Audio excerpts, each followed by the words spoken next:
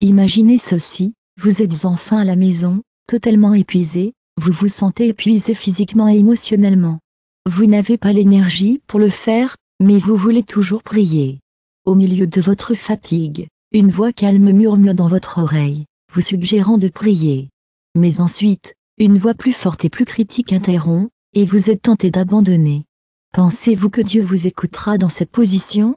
À ce moment-là, beaucoup de gens ont commencé à se demander, est-il mal de prier de mentir, ou est-ce que je offense Dieu involontairement? Ils ont enseigné que la prière est à genoux, à rassembler vos mains et à faire preuve de respect. Mais que se passe-t-il si vous êtes malade et que vous ne pouvez pas bouger? Et si votre âme veut parler, mais que votre corps ne répond pas? Ce que vous êtes sur le point de découvrir, vous pouvez choisir de vous sentir paisible ou de faire face à une vérité qui pourrait être un peu inconfortable. Il est tout à fait normal de prier d'une manière qui vous convient. Aujourd'hui, je vais partager quelque chose de vraiment spécial avec vous. Francisco, un homme qui a guidé l'Église avec gentillesse et ouverture, a partagé son expérience pastorale sur cette question humaine et le séjour spirituel. Cette révélation a le pouvoir de changer votre façon de prier et d'approcher Dieu pour toujours. Si jamais vous vous sentiez comme si vos prières n'étaient pas assez bonnes parce que vous étiez trop fatigué pour continuer à écrire, sachez que vous n'êtes pas seul. Apprenez-moi à prier avec votre cœur est simple. L'action le fera. Ouvrez votre cœur et votre esprit pour le recevoir ce message spécial de Francisco. Même dans ces moments de plus grande faiblesse, il nous a laissé des enseignements qui vont au-delà de ce que la plupart d'entre nous savent. Ces enseignements parlent directement de ces moments où nous nous sentons trop faibles, trop fatigués ou trop malades pour prier. Ils nous apprennent également à aimer nos amis tout en continuant à grandir dans notre spiritualité. Si ces problèmes touchent votre cœur et que vous voulez approfondir les enseignements spirituels qui renforcent l'âme, nous avons préparé un matériau unique pour vous, un livre électronique appelé Le pouvoir de Le chapelet de la protection des miracles de Francisco et Divine Merci. Nous savons que la prière peut être un outil puissant pour la connexion et la guérison. Nous voulons vous aider à apprendre à prier le chapelet avec plus de dévotion et de profondeur. Nous vous invitons à découvrir les miracles et les témoignages de ceux qui les ont expérimentés. Nous vous encourageons à en savoir plus sur les enseignements et les phrases choquantes sur la prière. Nous sommes ravis de vous envoyer un guide de prière de 30 jours avec des intentions quotidiennes pour renforcer votre foi et accéder à une protection spéciale, des prières, une guérison et une libération. Le chapelet était la grande arme de tant de saints, et aujourd'hui il peut aussi vous être le vôtre. Nous espérons que vous vous joindrez à nous dans cette occasion pour renforcer votre vie spirituelle avec un matériel qui a aidé des milliers de personnes. Vous pouvez le télécharger en cliquant simplement sur l'ensemble dans les commentaires. Voici la première grande révélation sur ce sujet, la prière est du cœur, pas du corps. Lorsque le cœur est fatigué, élever l'âme à Dieu est déjà une grande prière. Dieu n'est pas scandalisé par notre faiblesse, au contraire, il nous approche encore plus quand il nous voit prier avec lui. Parfois, la seule chose que nous pouvons offrir est un soupir, une larme ou une intention exprimée dans la pensée pendant que nous mentons et épuisés. Pouvez-vous imaginer le cœur d'un père qui voit son fils malade essayer de vous parler malgré son propre inconfort? Cela ne toucherait-il pas votre cœur? Vous voyez cet effort né de l'amour? Non. Cela ne vous donnera-t-il pas envie de mieux écouter? Ce faible murmure? C'est ainsi que Dieu voit vos prières lorsque vous êtes trop fatigué pour s'agenouiller. L'idée que nos prières ne sont valables que si nous sommes physiquement présents est précisément le type de formalisme que Francisco nous a invités à remettre en question avec la sagesse évangélique. Il sait si intimement les mystères de la prière, et il nous rappelle que Dieu regarde le cœur, malgré quelques apparences. Beaucoup de gens de foi ont passé d'innombrables nuits dans des douleurs physiques profondes. Leur corps était consommé par la fièvre et la douleur était parfois si intense qu'ils ne pouvaient même pas rester à genoux.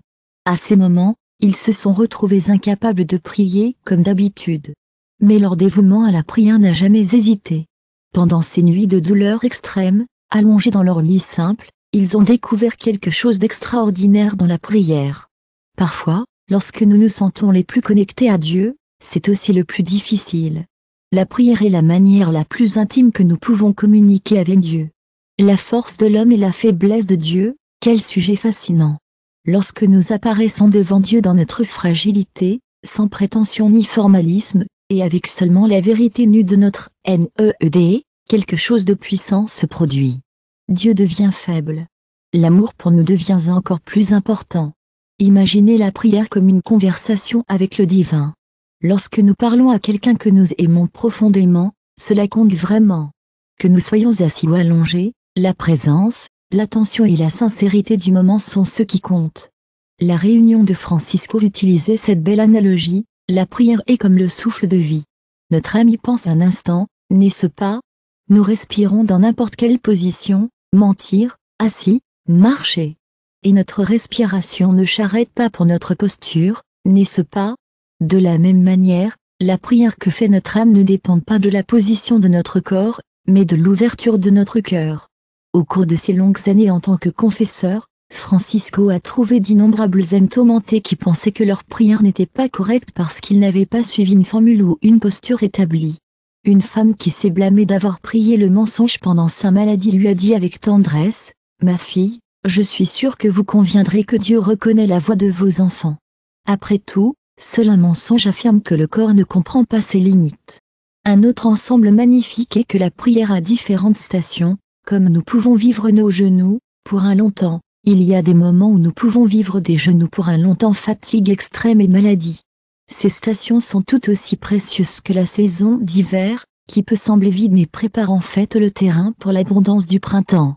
Nos prières en période de faiblesse sont comme des graines, plantant le sol pour la florissante spirituelle.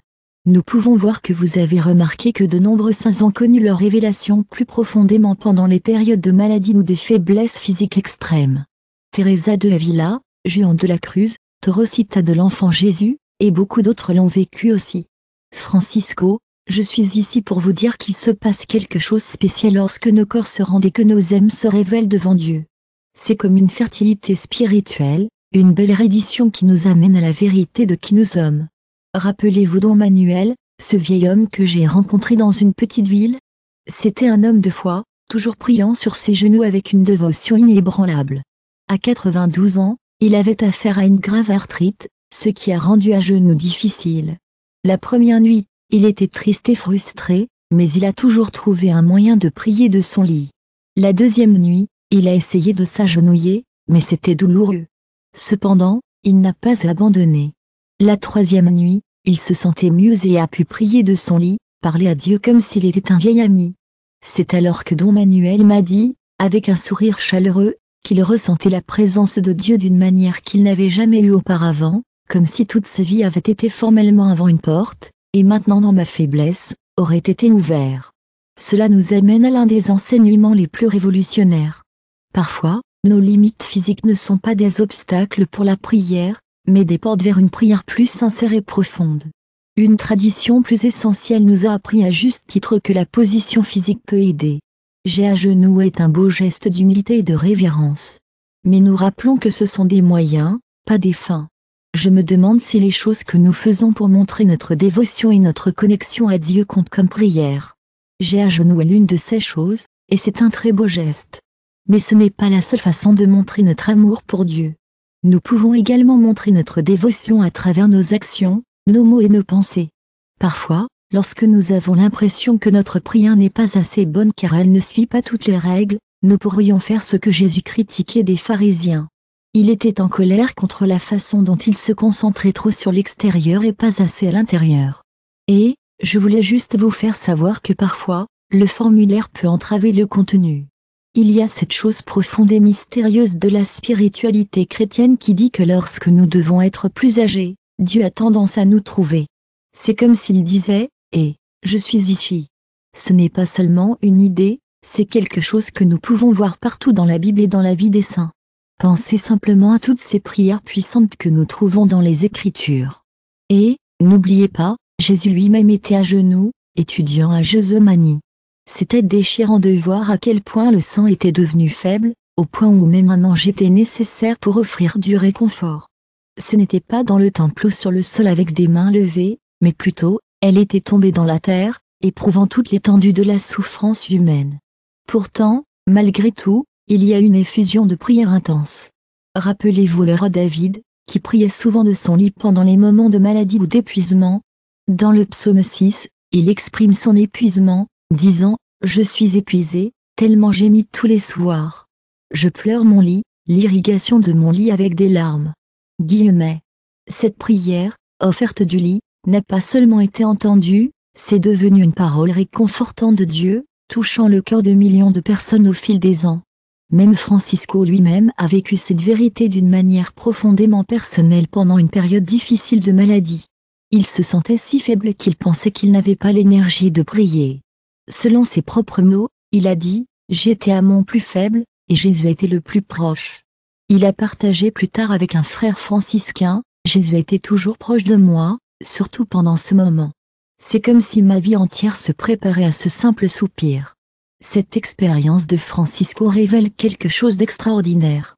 Parfois, la prière est la plus simple et la plus nue, née de la reconnaissance que nous n'avons rien à offrir, sauf que notre Dieu, j'ai été complètement immobile dans votre lit présence. C'est une paix que nous ne pouvons pas expliquer. Maintenant que vous pouvez dire un mot, je pense que votre prière est devenue plus pure. Dea est comme si tout son être s'était transformé en prière. Continuez, je suis tellement content que le témoignage de Francisco en parle.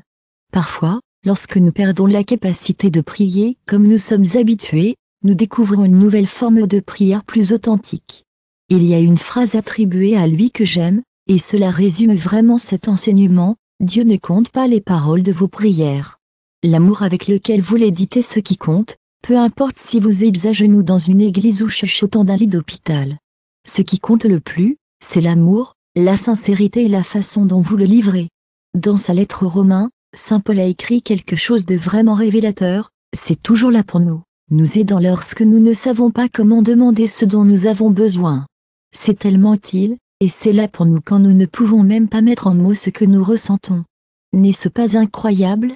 Même lorsque nous ne savons pas comment prier de la bonne façon, ou lorsque nous nous sentons trop faibles ou confus, le Saint-Esprit prend nos difficultés et les transforme en quelque chose de beau. C'est ce que nous entendons par la deuxième grande révélation, parfois, c'est dans nos difficultés que nous trouvons Dieu. Au cours de votre ministère, Francis a souvent parlé de la façon dont il ressentait un lien profond avec Dieu, même pendant les moments les plus solennels de la liturgie. Nous avons tous nos moments de fragilité lorsque la vie demande l'étreinte, la douleur et la reddition totale. Quand la vie a l'impression que c'est trop, et que vous avez l'impression que vous ne pouvez pas en faire assez pour montrer votre dévotion, ou lorsque vous êtes à la fin de votre esprit et que tout ce que vous pouvez faire est de crier à Dieu à l'aide, c'est à ce moment-là que vous êtes dans un espace de connexion plus profond avec le divin. Pour beaucoup d'entre nous, ces moments de connexion profonde avec Dieu se produisent lorsque nous sommes complètement dépouillés, sans aucun mot ni formule. Lorsque nous ne sommes que notre moi authentique, face à nos besoins les plus profonds et les plus vulnérables, c'est à ce moment que nous nous sentons les plus libérés.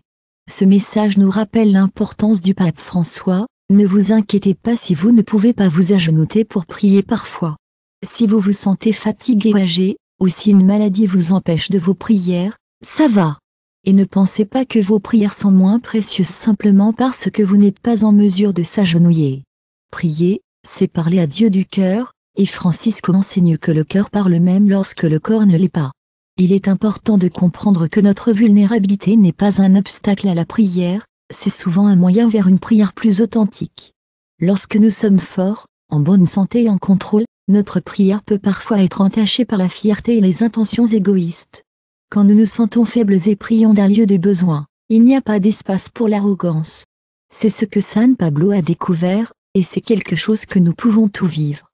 Quand nous sommes faibles, nous sommes vraiment forts. Maintenant que nous comprenons cette belle vérité sur la prière dans des moments de faiblesse, comment pouvons-nous l'appliquer à transformer notre vie spirituelle? Le pape a également proposé des conseils concrets que nous pouvons utiliser dans toutes sortes de situations dans nos vies. Pour les jours où vous vous sentez fatigué et que vous avez du mal à rester éveillé, il a suggéré cette douce pratique. Avant de vous coucher, mettez votre cœur entre les mains de Dieu. Vous n'avez pas à utiliser des mots fantaisistes ou des phrases longues.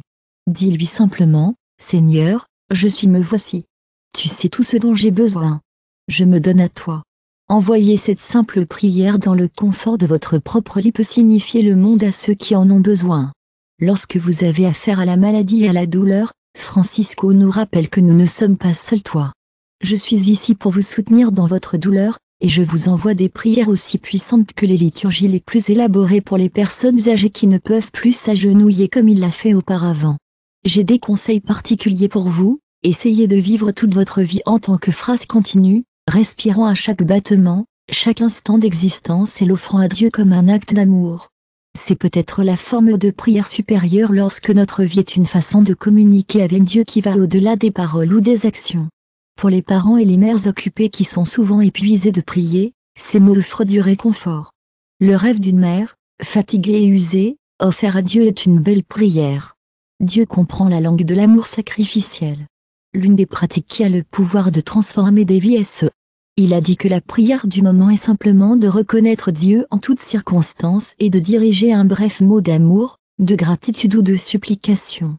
Vous pouvez le faire en vous allongeant sur un lit d'hôpital, pris au piège dans la circulation, en attendant en ligne ou même en faisant des devoirs tous les jours. Dieu est toujours avec vous. Francisco a affirmé qu'en tant qu'ami qui marche à vos côtés, le vôtre est cela. Il est si important de se concentrer sur la qualité de notre prière, plutôt que sur la durée de la prière. Lorsque nous prions avec tout notre cœur, comme dire 100 phrases de notre Père avec une vraie dévotion, cela peut nous apporter tellement de réconfort. Et si vous avez du mal avec la maladie ou la fatigue, cela ne signifie pas que vous devez abandonner complètement la prière. Une courte prière sincère comme Jésus, je t'aime, j'ai pitié, dit dans le réconfort de votre lit, peut être tout aussi significatif. Il est si important de se rappeler que la valeur peut être trouvée dans de nombreuses choses différentes dans la vie. L'une des choses les plus importantes qu'il a enseignées était la valeur de la prière d'attendre. Lorsque nous nous sentons spirituellement secs et que nos prières semblent rebondir sur le toit, c'est un signe que nous devons prendre un moment pour réfléchir et attendre en présence de Dieu. Ce simple fait d'attendre est une forme profonde de prière, et c'est quelque chose dont nous pouvons tout bénéficier. Enfant, il est mettre sur les genoux de son Père, sans dire un mot. Pouvez-vous imaginer à quel point cette compréhension peut transformer ces nuits lorsque vous êtes éveillé de douleur ou d'inquiétude? Au lieu de vous sentir frustré, vous pouvez transformer ces heures en un endroit spécial où vous vous connectez avec Dieu. Vous n'avez pas besoin de formules ou de positions sophistiquées. N'oubliez pas qu'être présent avec vous suffit. Ouvrez votre cœur et laissez le silence parler. Cette vision libératrice de la prière peut transformer votre relation avec Dieu d'une belle manière. Cela nous libère de l'anxiété de le faire correctement et nous invite à une communication plus authentique et plus naturelle, plus continue avec celle qui nous a créés. La prière, selon Francisco, devrait être aussi naturelle que la respiration, et tout comme nous sommes toujours ouverts à recevoir l'amour de Dieu, peu importe ce que nous faisons ou où nous sommes. Notre prière peut couler librement à tout moment aux situations dans nos vies. Nous comprenons que c'est un cadeau, et il ne s'agit pas d'attendre le moment, le lieu ou la position parfaite pour se connecter avec Dieu. Il est toujours prêt à écouter la voix calme de nos cœurs. Cœur et âme, nous sommes arrivés à une révélation vraiment spéciale. Francisco a partagé des idées sincères sur la prière, en particulier pour ceux qui se sentent limités physiquement. C'est une vérité qui est cachée depuis longtemps, mais elle a le pouvoir incroyable de transformer complètement votre vie spirituelle. Le pape, à travers ses rencontres rapprochées avec les plus vulnérables et 16 années d'expérience pastorale, ont compris que des heures dont nous avons besoin est un coup de main. Pensez-y, les limites de la prière de nos anciens sont exactement ce qui les rend si spéciaux. Ils ont beaucoup vécu et ils sont toujours ouverts à entendre Dieu. Lorsque vous venez à eux avec un cœur ouvert, ils sont capables de vous offrir leur cadeau le plus précieux, leur confiance dans la miséricorde de Dieu. C'est ce que nous avons appris aujourd'hui, et c'est une belle chose. Il est important de comprendre que mentir lorsque le corps est épuisé n'est pas correct. Cela peut en fait être un signe d'humilité et de confiance. Cela montre que nous comprenons que nous dépendons totalement de Dieu. Nous sommes comme des créatures créées par un être infini. Passons en revue certaines des vérités puissantes que nous avons explorées ensemble. Premièrement, la prière est principalement un mouvement du cœur à Dieu, pas une posture. Dieu, veuillez regarder la sincérité de nos cœurs. Nous n'avons pas besoin d'être parfaits. Parfois, lorsque nous ressentons nos plus bas, ce sont les moments où nous pouvons vous parler. Nous n'avons rien à offrir, juste notre besoin. Nous venons à vous avec une prière pure et sans fierté. Et Dieu, vous avez une façon de nous surprendre lorsque nous sommes au plus bas. Nous avons tout besoin d'un peu d'aide parfois, non. Dieu est toujours là pour nous, surtout lorsque nous traversons des moments difficiles. Avec son amour et son soutien, Nous pouvons transformer chaque instant de nos vies en beaux moments de prière et de connexion avec Dieu. Chers frères et sœurs, si ce message a touché votre cœur, si cela vous a aidé à vous sentir moins coupable ou inquiet pour vos prières, j'aimerais savoir, avez-vous déjà eu l'impression qu'il manquait quelque chose dans votre vie, même lorsque vous vous êtes réveillé sans repos? Aujourd'hui, je suis ravi de partager avec vous 3 mots super puissants que le pape François a mis en évidence comme étant cruciaux à dire avant le coucher. Ces mots ont le pouvoir incroyable de transformer complètement votre vie si vous recherchez la vraie paix et la protection. Alors, faites attention et plongeons. Ne t'inquiète pas, mon ami. Il y a beaucoup de temps. Dans l'après-midi, Francisco, avec sa profonde sagesse et sa sensibilité pastorale, a laissé cet enseignement que beaucoup de gens ne connaissent pas et malheureusement ignoré. Ces 3 mots de nuit simples ont le pouvoir de transformer votre repos, votre réveil et toute votre vie. Si vous sentez que les préoccupations submergent ou ce qui manque dans votre vie spirituellement, ce message est pour vous. Je sais que vous allez adorer ces 3 mots transformateurs, et je veux m'assurer que vous êtes prêts pour eux. Je sais que des milliers de personnes ont déjà connu des changements importants dans leur vie en suivant cette pratique. Ce n'est pas un hasard si vous voyez cette vidéo en ce moment. Si vous croyez au pouvoir de ces enseignements, veuillez écrire dans les commentaires « Je suis prêt à recevoir cette bénédiction ». Je suis ravi de partager avec vous des mots que j'ai rassemblés au fil des ans au cours de mon voyage spirituel. Chaque mot a un objectif spécial, et lorsque vous les dites la nuit, ils peuvent ouvrir des portes à une protection incroyable dans votre vie. Avant de plonger, j'aimerais que vous cliquiez sur vous abonner et allumer la cloche afin que vous ne manquiez aucune des mises à jour. Je suis tellement excité de partager avec vous des secrets que j'ai appris tout au long de mon voyage. Ces secrets ont le pouvoir de faire une différence positive dans votre vie. Je vous encourage à vous connecter à ces messages, car ils ont été une source de soutien et de conseils pour tant d'autres. Il est tout à fait normal de se sentir parfois submergé, mais je veux que vous sachiez qu'il existe un moyen de soulager ces sentiments. En embrassant ces 3 mots, vous pouvez faire un réel changement dans votre vie. Vos pauses deviendront plus agréables et vous commencerez à avoir un sentiment d'espoir renouvelé. Vos journées seront remplies d'une nouvelle lumière, et je suis là pour vous soutenir dans votre voyage. Le pape François s'est consacré à aider les gens à trouver un chemin vers la paix et la protection. Il y a tellement de merveilleux enseignements, en particulier sur l'importance de nos derniers mots avant le sommeil. Je suis ravi de partager une pratique avec vous qui a le pouvoir de transformer non seulement vos nuits, mais tous les aspects de votre vie. Nous mettons tous des vies bien remplies, en courant d'un endroit à un autre et confrontés à des défis de travail constants et à des responsabilités familiales. Il est facile pour toutes ces choses de se développer dans nos esprits, surtout la nuit. Je comprends parfaitement cette lutte. Je vois mes frères et sœurs dans la foi, vous et moi, suscitant de grandes préoccupations jusqu'au moment du sommeil. Vous êtes-vous déjà demandé pourquoi vous pourriez vous sentir si fatigué après avoir dormi beaucoup, ou pourquoi certains matins vous vous réveillez avec un poids sur votre cœur? Eh bien, c'est parce que nous ne fermons pas toujours notre journée comme nous le devrions. C'est comme laisser la porte à notre maison ouverte la nuit, et tout peut entrer. Francisco nous a appris que ces mots sont comme des clés qui ferment les portes à la négativité et ouvrent les portes à la protection. Ce ne sont pas des mots magiques, mais ce sont de vraies actions qui, lorsque nous les faisons avec sincérité, ont le pouvoir de changer notre expérience nocturne et tout ce qui suit. Nous avons tous des moments où nous imaginons que notre esprit est comme une pièce. Pendant la journée, cette pièce est remplie de toutes sortes d'objets, de préoccupations, de peurs, de joie et d'espoir. Mais quand la nuit arrive, nous devons ranger cette pièce avant de nous reposer. Les 3 mots que Francisco a partagés avec nous sont comme un guide pour organiser parfaitement cet espace intérieur. Le moment avant de dormir est particulièrement puissant, car c'est lorsque notre subconscient est plus réceptif. Francisco a compris que les derniers mots et pensées que nous avons avant de dormir continuent de travailler sur notre esprit tout au long de la nuit. Il voulait vraiment s'assurer que nous comprenions à quel point ce moment était important avant de partager ces 3 mots avec nous. Il voulait s'assurer que nous savions que son pouvoir ne vient pas d'une simple répétition mécanique, mais du cœur. Il voulait que nous sachions que si nous voulons que son pouvoir transforme nos vies, nous devons nous assurer que nos actions proviennent d'un lieu de sincérité et de vraie intention. Le premier mot que Francisco nous a appris à dire avant de dormir est merci. Mais ce n'est pas tout merci.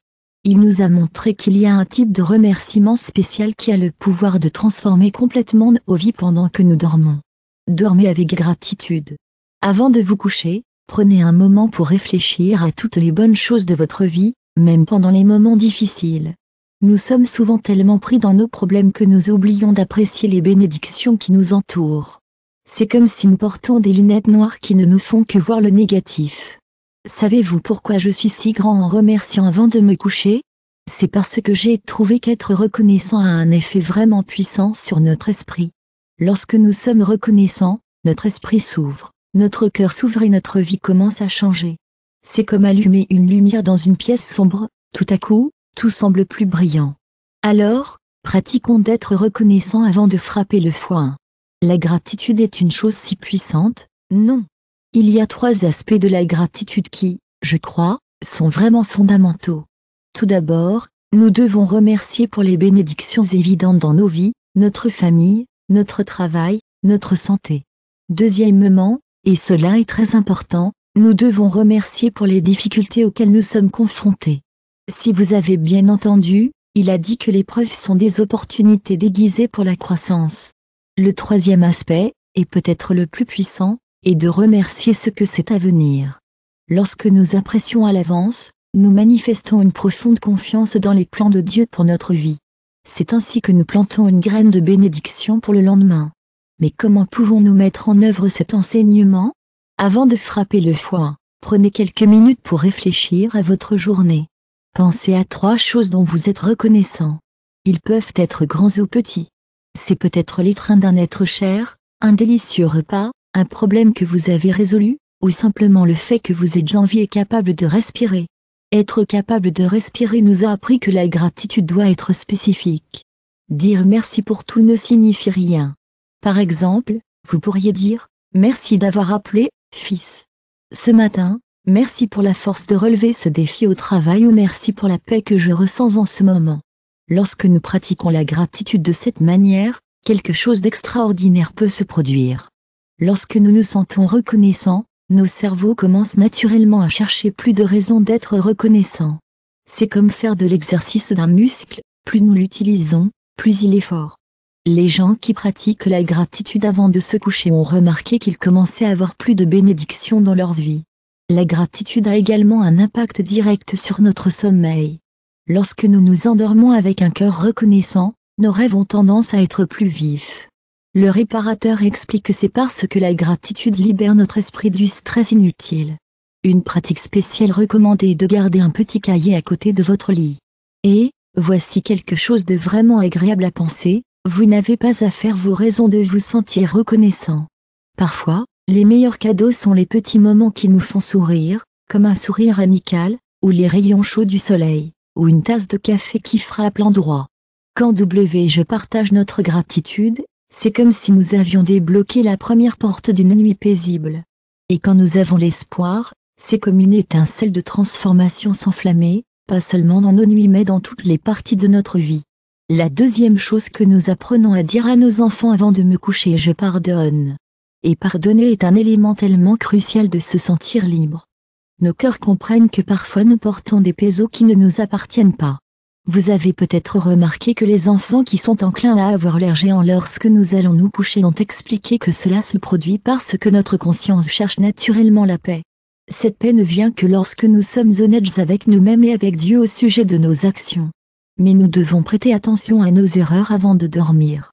Nous ne devrions pas nous battre dessus. Le pape a dit que la reconnaissance de nos erreurs est un acte aimant pour nous-mêmes. Cela peut être un peu inconfortable, mais c'est essentiel pour notre guérison. Francisco a partagé une grande pratique de pardon que nous pouvons tout essayer. C'est simple, nous avons juste besoin d'être honnêtes avec nous-mêmes à propos de nos erreurs. Nous n'avons pas à faire une énorme liste de tout ce que nous avons mal fait. Identifiez simplement les moments où nous n'avons pas agi de la bonne manière. Un cœur à cœur avec nous. La deuxième étape consiste à dire « je suis désolé ». Avec un cœur plein de sincérité, Francisco se souvenait qu'il ne s'agissait pas de réciter des mots d'un script ou d'utiliser des mots magiques. Il s'agit d'avoir une véritable conversation avec Dieu. Lorsque nous reconnaissons nos limites et que nous voulons être meilleurs, c'est comme parler à un père aimant qui sait déjà ce qu'il y a dans nos cœurs. Mais il y a un troisième niveau que beaucoup de gens oublient. Pardonne-nous. Le pape a vu que beaucoup de gens peuvent dire « je suis désolé » à Dieu et aux autres, mais ils ont toujours le poids de leurs propres erreurs. Voici comment nous pouvons mettre cet enseignement en pratique. Avant de vous coucher, prenez quelques minutes pour réfléchir à votre journée. Ne vous voyez pas comme un juge, mais comme un observateur. Demandez-vous ce que vous auriez pu faire différemment aujourd'hui. Qui aurait pu être blessé par vos paroles ou vos actions? Qu'en avez-vous pas agi en fonction de vos valeurs? Le pape François a enseigné que cet exercice devait être suivi immédiatement par une action concrète de pardon. Vous pouvez vous rendre aussi simple que de dire « Je reconnais mes erreurs, et je m'engage à être mieux demain ». L'important est que ces mots proviennent d'un lieu de véritable soin et s'accompagnent d'un véritable désir de changement positif. Il est important de comprendre que cette pratique ne concerne pas seulement les problèmes majeurs. Parfois, ce sont les petites choses qui peuvent peser sur notre conscience, comme un mot dur que nous avons dit à un membre de la famille, un moment d'impatience au travail, ou une pensée négative que nous nous réjouissons. Conscients de nos actions pendant la journée, comme une lumière intérieure qui nous aide à prendre de meilleures décisions dans le moment. Notre repos est plus profond, et c'est comme aller se coucher après avoir été nettoyé. Commander notre maison intérieure, le troisième et dernier mot que Francisco nous a encouragé à dire avant de dormir est « Je fais confiance ». Ce mot apparemment simple englobe l'un des actes les plus puissants que nous puissions faire avant de dormir, la livraison totale de nos préoccupations. Le pape a découvert que de nombreuses personnes passent de l'insomnie. Vous êtes-vous déjà retrouvé à penser à des problèmes encore et encore, même lorsque vous êtes censé vous reposer? Il est tout à fait normal de s'inquiéter des choses comme le travail, la famille, la santé et l'avenir. Mais ces préoccupations peuvent parfois ressembler à des chaînes qui nous empêchent d'avancer. C'est pourquoi il a enseigné une forme de pratique qui nous aide à abandonner ces inquiétudes. C'est une pratique de confiance, et c'est quelque chose en quoi il croyait vraiment. Déclarer notre foi n'est pas aussi simple qu'il n'y paraît. C'est un choix conscient que nous faisons pour libérer les choses qui nous alourdissent. C'est comme quand nous vidons un sac à dos lourd après une longue journée, lâchant le poids supplémentaire. Mais comment pouvons-nous appliquer cela à nos vies? Le pape a enseigné une méthode simple, mais ce n'est pas aussi facile que cela puisse paraître. Avant de se coucher, il est important d'identifier les 3 principales préoccupations que « Je sais que tu as ça, et je suis là pour toi ». Si vous avez du mal avec ces problèmes, ne vous battez pas. Juste traitez avec eux. Et puis, comme je l'ai fait, faites une déclaration consciente sur la façon dont vous allez les gérer. Je ne vais pas résoudre ce problème du jour au lendemain, mais je vais croire que je vais le comprendre. Je vais croire qu'il y a du temps pour agir et le temps de se reposer. Nous savons à quel point il est difficile de lâcher prise et de faire confiance aux autres, surtout lorsque nous sommes inquiets pour eux. Mais voici la chose, partager nos préoccupations avant le coucher est en fait un signe d'intelligence émotionnelle et spirituelle. Cela montre que nous comprenons l'importance du repos et la façon dont il nous aide à relever les défis avec une nouvelle perspective. Une pratique qui a été vraiment utile est de visualiser chaque. Lorsque nous parlons de soucis, nous parlons de quelque chose que nous avons mis dans une boîte. Lorsque nous fermons cette boîte, nous faisons un choix conscient de croire que les solutions arriveront au bon moment. Il ne s'agit pas de nier les problèmes, mais de choisir de ne pas les laisser voler notre paix la nuit. Lorsque nous pratiquons la confiance, cela a un effet immédiat sur notre système nerveux. Lorsque nous choisissons consciemment de libérer nos préoccupations, notre corps répond à l'attention. Lorsque vous respirez de vos épaules, c'est comme si votre esprit prenait aussi une pause. Et devinez quoi? Francisco a remarqué que les gens qui font cette pratique chaque nuit commencent leurs matins en se sentant plus frais et concentrés. C'est comme si nous apprenions à abandonner les choses que nous ne pouvons pas contrôler. Beaucoup de nos inquiétudes nocturnes viennent de notre désir d'être en charge, mais lorsque nous pratiquons cette technique, nous apprenons à lâcher prise et à laisser la vie se produire.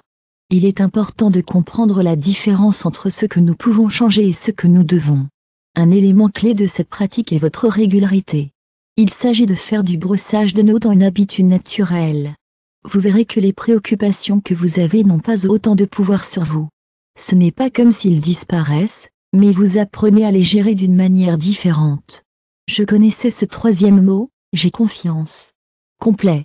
Le cycle des pratiques, la nuit, ainsi que la gratitude et désolé, forment un bouclier qui nous protège. Il nous permet de nous reposer et de nous réveiller renouvelés, prêts à faire face à une nouvelle journée avec espoir et force. Ces 3 mots, merci, je pardonne et je fais confiance, mettent un chemin sûr vers la paix et l'espoir. Ils sont comme 3 clés qui ouvrent les portes d'une vie plus complète et plus protégée. La vie ne serait-elle pas grande si chaque nuit avant de vous coucher, vous pratiquiez ces 3 mots avec sincérité? Imaginez vous réveiller tous les matins avec un cœur reconnaissant, sans culpabilité et sans le poids des préoccupations. Cette transformation est possible pour chacun de nous. La beauté de ces pratiques réside dans leur simplicité. Ils n'ont pas besoin d'heures de dévouement ou de rituels compliqués. Vous n'avez besoin que de quelques minutes avant de vous coucher. Et un cœur ouvert à la croissance. N'oubliez pas, cher ami, le pouvoir de la transformation réside dans la simplicité. Prenons un moment ensemble pour nous souvenir de ces 3 étapes. Tout d'abord, exprimons notre gratitude pour tout ce que nous avons et pour ce qui reste à venir. Cet acte de gratitude ouvre nos cœurs pour le recevoir d'autres bénédictions. Ensuite, reconnaissons nos erreurs et libérons notre conscience par des excuses. Cette honnêteté avec nous-mêmes nous permet de grandir et de nous améliorer. Chaque jour, 3e, partagez vos préoccupations et sachez que tout se passe à son époque. Ceux qui pratiquent ces 3 mots voient des changements incroyables dans leur vie. Non seulement cela améliore la qualité de vos rêves, mais vous commencez également à voir la vie sous une perspective différente. Les problèmes ne disparaissent pas par magie, mais vous devenez plus fort lorsque vous les affrontez. Et, je vous invite à essayer quelque chose ce soir avant de vous coucher, essayez de dire ces 3 choses à haute voix. N'attendez pas le bon moment. N'attendez pas de vous sentir prêt. Commencez maintenant. Comme Francisco l'a dit une fois, c'est une nouvelle occasion de transformer nos vies. Si ce message vous résonne, cliquez sur le bouton pour vous abonner et activer les notifications. Pourquoi est-ce si important? Je suis ravie de partager avec vous des informations très importantes chaque semaine. C'est le genre de choses qui peuvent faire une différence dans votre vie et la vie de vos proches. Je veux vous encourager à transmettre cela aux personnes qui vous tiennent à cœur. Nous avons tellement d'entre nous qui ont besoin d'un peu d'espoir et de conseils utiles. C'est formidable de voir que l'esprit de la sagesse est toujours bien vivant dans ceux qui appliquent ces leçons dans leur vie. J'adorerais avoir de vos nouvelles. Dites-moi dans les commentaires comment ces 3 mots ont influencé votre vie. Votre expérience peut encourager les autres à commencer leur propre voyage de rénovation. Et rappelez-vous, c'est pas de dire des mots vides, mais de créer un moment spécial tous les soirs où vous pouvez vous retrouver et ressentir votre foi. Ces 3 mots, merci, pardon et confiance, font partie de l'héritage spirituel que Francisco a partagé avec nous. C'est un cadeau qui peut transformer non seulement nos nuits mais aussi nos vies. Musique.